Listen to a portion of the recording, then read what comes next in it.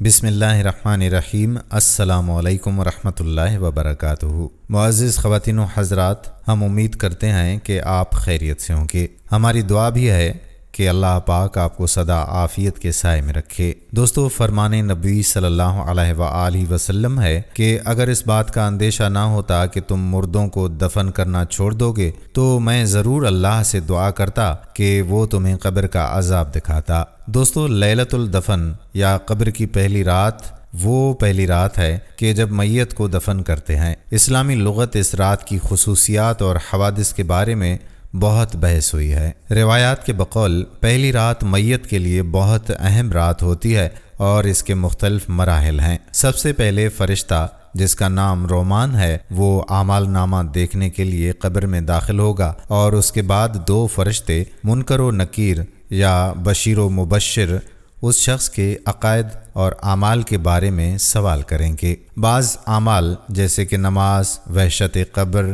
میت کی ان سختیوں کو کم کرنے میں مدد کرے گی۔ قبر کی پہلی رات مومنوں کے لیے خوبصورت اور آرام دہ اور کافروں اور بدکاروں کے لیے بہت سخت اور وحشت ناک ہے۔ موت ایک ایسی حقیقت ہے جس پر ہر شخص یہ یقین رکھتا ہے کہ اس سے دوچار ہونا ہوگا اور اس کا تلخ جام پینا ضروری ہے۔ یہ یقین ہر قسم کے کھٹکے اور شبہے سے بالاتر ہے، کیونکہ جب سے دنیا قائم ہوئی ہے کسی نفس و جان نے موت سے چھٹکارا نہیں پایا۔ کسی بھی جاندار کے جسم سے روح نکلنے اور جدا ہونے کا نام موت ہے۔ ہر انسان خواہ کسی بھی مذہب سے وابستہ ہو یا نہ ہو، اللہ یا غیر اللہ کو معبود مانتا ہو یا نہ مانتا ہو، اس حقیقت کو ضرور تسلیم کرتا ہے کہ اس کی دنیاوی زندگی عارضی و فانی ہے۔ ایک روز سب کچھ چھوڑ چھاڑ کر اس کو موت کا تلخ جام پینا ہی ہوگا۔ گویا موت زندگی کی ایسی ریٹائرمنٹ ہے جس کے لیے کسی عمر کی قید نہیں ہے، اور اس کے لیے ماہ و سال کی جو مدت مقرر ہے وہ غیر معلوم ہے۔ جب میت کو قبر میں دفن کر دیا جاتا ہے اور لوگ ابھی اتنی دور واپس آئے ہوتے ہیں کہ ان کے جوتوں کی آواز میت سنتا رہتا ہے، دو فرشتے اس کے پاس اسی وقت آ کر اور اسے بٹھاتے ہیں اور 3 سوالات اس سے کرتے ہیں کہ تمہارا رب کون ہے، تمہارا دین کیا ہے، اور حضرت محمد صلی اللہ علیہ وآلہ وسلم کے بارے میں پوچھتے ہیں کہ تم ان کے بارے میں کیا کہتے ہو۔ اگر ان تینوں سوالات کے جوابات صحیح دیے تو اس کی قبر میں 70 ہاتھ چاروں طرف سے وسعت کر دی جاتی ہے اور قبر میں روشنی کر دی جاتی ہے۔ فرشتے اس سے کہتے ہیں کہ دلہن کی طرح سجاؤ۔ اگر جوابات نہیں دے سکا اور حیرانی اور پریشانی کا مظاہرہ کیا اور کہا کہ میں نہیں جانتا، لوگ جو کہتے تھے میں بھی وہی کہتا تھا، تو پھر زمین سے کہہ دیا جاتا ہے کہ اس پر تنگ ہو جاؤ۔ پس اس کے تنگ ہونے سے اس کی پسلیاں ادھر کی ادھر ہو جاتی ہیں اور قیامت تک اسے مختلف قسم کا عذاب دیا جاتا ہے۔ ناظرین، حضرت ابو ہریرہ رضی اللہ تعالی عنہ سے مروی ہے کہ حضور نبی اکرم صلی اللہ علیہ وآلہ وسلم نے فرمایا کہ جب میت کو یا تم میں سے کسی ایک کو مرنے کے بعد قبر میں داخل کیا جاتا ہے تو اس کے پاس سیاہ رنگ کے نیلگوں آنکھوں والے 2 فرشتے آتے ہیں۔ ایک کا نام منکر اور دوسرے کا نام نکیر ہے۔ وہ دونوں اس میت سے پوچھتے ہیں کہ تو اس عظیم ہستی یعنی رسول مکرم صلی اللہ علیہ وآلہ وسلم کے بارے میں دنیا میں کیا کہتا تھا؟ وہ شخص وہی بات کہتا ہے جو دنیا میں کہا کرتا تھا کہ وہ اللہ تعالیٰ کے بندے اور رسول ہیں۔ میں گواہی دیتا ہوں کہ اللہ تعالیٰ کے سوا کوئی عبادت کے لائق نہیں، اور بے شک حضور نبی کریم صلی اللہ علیہ وآلہ وسلم اللہ کے خاص بندے اور سچے رسول ہیں۔ وہ کہتے ہیں کہ ہمیں معلوم تھا کہ تو یہی کہے گا۔ پھر اس کی قبر کو لمبائی اور چوڑائی میں 70 ہاتھ کشادہ کر دیا جاتا ہے اور نور سے بھر دیا جاتا ہے۔ پھر اسے کہا جاتا ہے کہ سکون اور اطمینان سے سو جا۔ وہ کہتا ہے کہ میں واپس جا کر گھر والوں کو بتاؤں۔ وہ کہتے ہیں کہ نہیں، نئی نویلی دلہن کی طرح سو جاؤ۔ جسے گھر والوں میں سے جو اسے محبوب ترین ہوتا ہے وہی اٹھاتا ہے، یہاں تک کہ اللہ تعالیٰ روز محشر اسے اس کی خوابگاہ سے اسی حال میں اٹھائے گا، اور اگر وہ شخص منافق ہو تو ان سوالات کے جواب میں کہے گا کہ میں نے ایسا ہی کہا جیسا میں نے لوگوں کو کہتے ہوئے سنا تھا، میں نہیں جانتا وہ صحیح تھا یا غلط؟ پس وہ دونوں فرشتے کہیں گے کہ ہم جانتے تھے کہ تم ایسا ہی کہو گے۔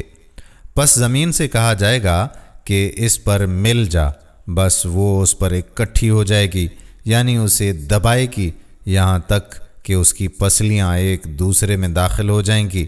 وہ مسلسل عذاب میں مبتلا رہے گا یہاں تک کہ اللہ تعالیٰ اسے اسی حالت عذاب میں اس جگہ سے اٹھائے گا۔ حضرت عثمان بن عفان رضی اللہ تعالیٰ عنہ جنت و جہنم کے ذکر پر اس قدر نہیں روتے تھے کہ جتنا قبر کو یاد کر کے روتے تھے، اور پھر حدیث رسول صلی اللہ علیہ وآلہ وسلم بیان کیا کرتے تھے کہ بلا شبہ قبر آخرت کی منزلوں میں سے پہلی منزل ہے، لہٰذا اگر اس سے کسی نے نجات پا لیا تو اس کے بعد مرحلے اور منزلیں اس سے زیادہ آسان ہیں، اور اگر اس سے نجات نہیں ملی تو اس کے بعد کے مرحلے اس سے زیادہ سخت ہوں گے۔ حضرت عثمان رضی اللہ تعالیٰ عنہ فرماتے ہیں کہ رسول اللہ صلی اللہ علیہ وآلہ وسلم نے فرمایا کہ قبر سے زیادہ سخت، خوفناک اور بری جگہ میں نے نہیں دیکھی۔ حضرت سعد بن معاذ رضی اللہ تعالیٰ عنہ فرماتے تھے کہ بے شک قبر میت کو دبوچتی ہے، اگر اس سے کوئی محفوظ رہتا تو حضرت سعد بن معاذ رضی اللہ تعالیٰ عنہ ضرور محفوظ رہتے۔ قبر کے دبوچنے کے بنا پر پسلیاں مل جائیں گی۔ یہ عذاب قبر کافروں اور منافقوں پر ہوتا رہے گا یہاں تک کہ اللہ تعالیٰ دوبارہ بندوں کو زندہ فرمائے۔ اور صحیح بخاری میں ہے کہ کانوں کے درمیان لوہے کے ہتھوڑے سے اس قدر زور سے مارا جائے گا کہ جن و انس کے علاوہ ساری مخلوق سنتی ہے۔ آپ صلی اللہ علیہ وآلہ وسلم نے معراج کی رات ملاحظہ کیا کہ ایک شخص کو بٹھایا ہوا ہے اور اس کے پاس ایک آدمی لوہے کا ٹیڑھا نکیلا آلہ لیے ہوئے تھا، اس کے ذریعے اس کے ایک جبڑے میں داخل کر کے اس کی گدی تک لے جاتا، پھر دوسرے جبڑے کے گدی کو بھی ایسے ہی کھینچتا اور پھر دونوں کو ملا دیتا، پھر اس کے پہلی حالت پر پلٹ آنے کے بعد سزا کا یہی عمل دہرایا جاتا۔ چنانچہ آپ نے ایک اور آدمی کو دیکھا جو اپنی گدی کے بل لیٹا ہوا ہے اور اس کے قریب ایک آدمی بڑا پتھر لیے کھڑا تھا، وہ اس کے ذریعے اس کا سر کچل رہا تھا، پتھر لڑھک کر دور جاتا، جب تک وہ اسے لاتا سر پھر جڑ جاتا، اور اسی طرح یہ عمل بھی جاری رہتا۔ پھر آپ صلی اللہ علیہ وآلہ وسلم نے اس کی تفصیل بتلائی کہ جس کی گدی کو چیرا جا رہا تھا یہ وہ شخص تھا جو جھوٹ بولا کرتا تھا، اور لوگ اس سے اس جھوٹ کو دور دور تک پھیلاتے تھے، قیامت تک اسے عذاب دیا جاتا رہے گا۔ دوسرا وہ شخص تھا جس نے قرآن سیکھ کر غفلت برتی، راتوں کو سویا رہتا اور دن میں اس پر عمل بھی نہیں کرتا، تو اسے بھی قیامت تک یہ عذاب دیا جاتا رہے گا۔ دوسروں کی پیٹھ پیچھے برائی کرنے والے، غیبت کرنے والے، اپنے چہرے اور سینے کو تانبے والے ناخنوں سے نوچیں گے۔ چوری کی گئی چیز کے ساتھ جلایا جانا۔ خیبر میں رفاع نامی شخص نے مال غنیمت سے چادر چرا لی تھی۔ نبی صلی اللہ علیہ وآلہ وسلم نے فرمایا کہ وہی چادر اس پر آگ بھڑکا رہی ہے۔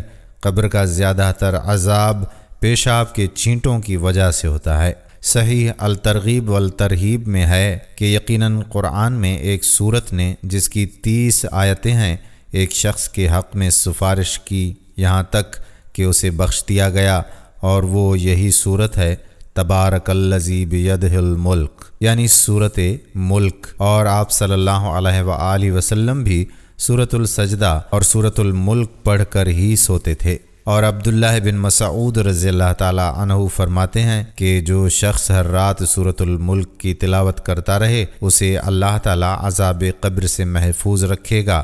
اور اللہ کے رسول صلی اللہ علیہ وآلہ وسلم کے زمانے میں ہم صحابہ اس سورت یعنی سورت الملک کو المانعت بچانے والی کہتے تھے، یعنی عذاب قبر سے بچانے والی۔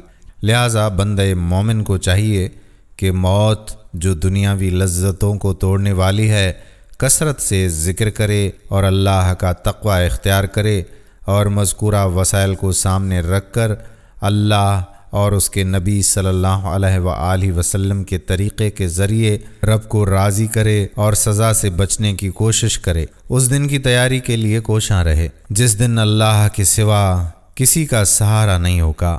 اللہ ہماری لغزشوں کو معاف فرمائے اور عذاب قبر سے ہم سب کو محفوظ رکھے اور موت آنے سے پہلے موت کی تیاری کرنے کی توفیق عطا فرمائے۔ جن کے آبا و اجداد اس دنیا سے گزر چکے ہیں، اللہ تبارک و تعالی ان کی مغفرت فرمائے، ان کے صغیرہ و کبیرہ گناہ معاف فرمائے اور انہیں جنت الفردوس میں اعلیٰ مقام عطا فرمائے، اور آپ سب کے آبا و اجداد والدین کے صدقے اللہ تعالیٰ میرے والدین کی بھی مغفرت فرمائے، میرے آبا و اجداد کی بھی مغفرت فرمائے اور انہیں جنت الفردوس میں اعلیٰ مقام عطا فرمائے، آمین۔ دوستو، امید کرتے ہیں کہ یہ ویڈیو آپ اپنے دوستوں کے ساتھ شیئر ضرور کریں گے۔ آنے والی ویڈیو تک اپنے میزبان قادر بخش کلہوڑوں کو اجازت دیجیے۔ اللہ حافظ۔